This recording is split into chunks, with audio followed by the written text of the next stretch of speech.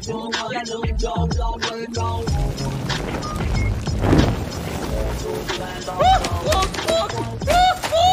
hei! Oh, scuze! Ce m-ai încins?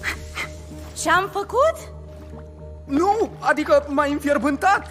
Nu, de fapt voiam să spun... Știi ceva, las-o așa. Așa o las. Vreau doar să vorbesc cu șefa ta, așa că nu mai clipoci pe lângă mine, că nu faci decât să mă enervezi. Dar știi, Nora nu vine astăzi. E mare fan Airball și vânturiștii au ajuns în sfârșit în finale. Păs, păs! Bine, păi, am venit doar pentru că aseară mi-am uitat biletele aici. Bilete? La plural?